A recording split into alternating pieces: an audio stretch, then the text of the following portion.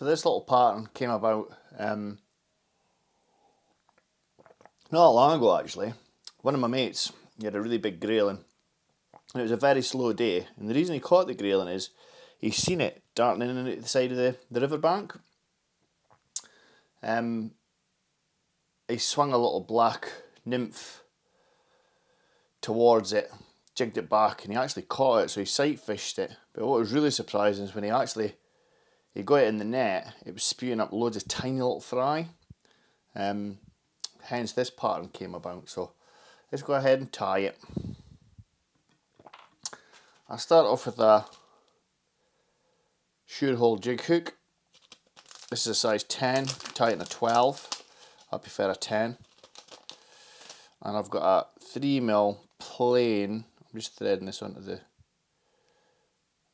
hook, bead, slotty bead obviously, tungsten slotty bead. Get him in the vise.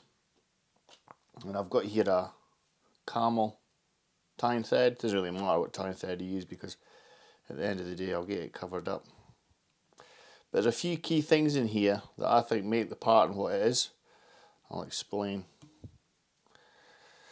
So the first thing is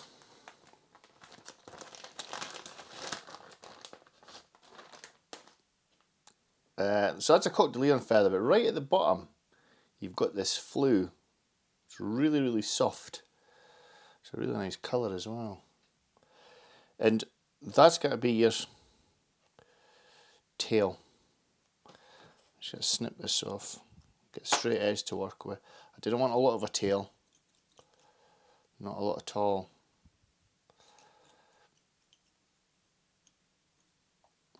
So I've probably got there 1/4 of an inch, something like that. So 1/4 of an inch for the tail. The next thing, and I've just put them down, and unbelievably I've mislaid them, so bear me a second.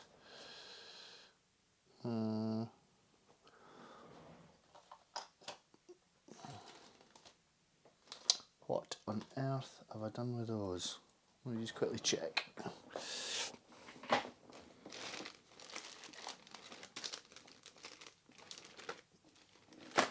There's the fellas. These little eyes. And I put these on first. I'll try and explain how I do these. So they're teardrop shaped.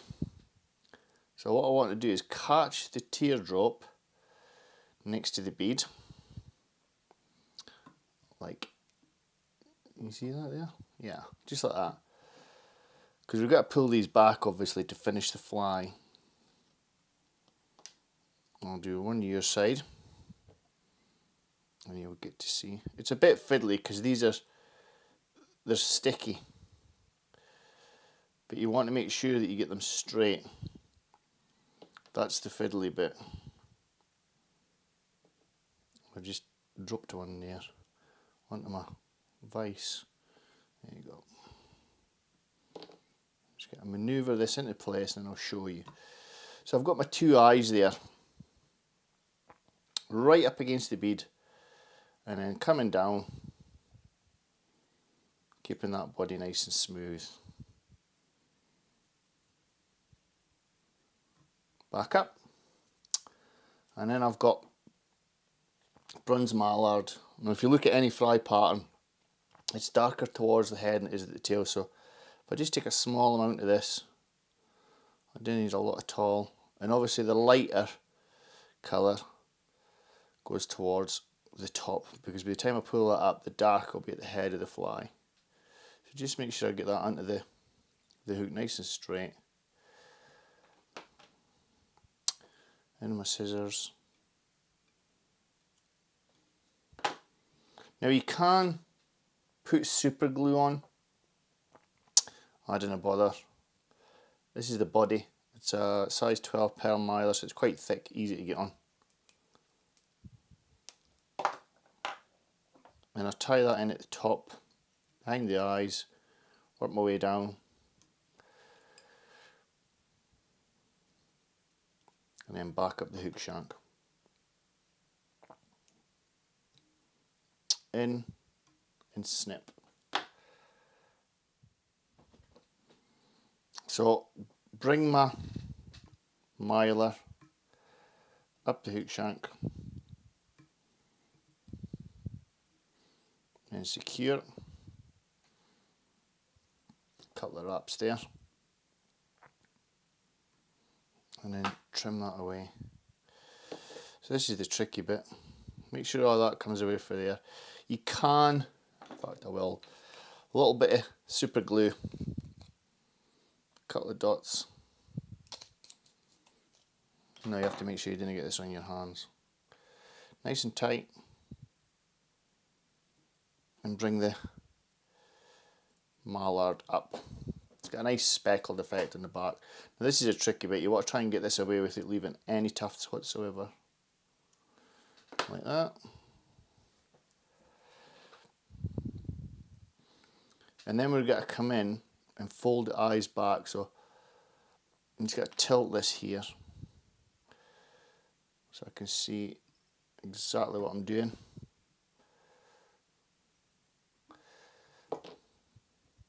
So you can see I've got the eyes in there. The final, let's move that one around a little bit. The final little bit is black pepper dubbing. It's really, really dark. It's very, very fine, which I like for this fly. And then just create a really thin dubbing rope, and then just cover up like so. And that's pretty much him. Just get a little bit of varnish, stick it on the thread there, and then come in. I've got two whip finishing tools, one with whip finishing with varnish and one without. This is my one without varnish. Come in, that brown thread disappears, and that's him. Pinfry jig, great little fly. Colour of that tail really works, and yeah, good for trout and grayling. I really, really like it. It's an absolute winner. So there you go. I really hope you enjoyed that. If you did, please be kind enough to subscribe to my channel. There's plenty more fly fishing and fly tying videos on there. Take care folks, and bye bye.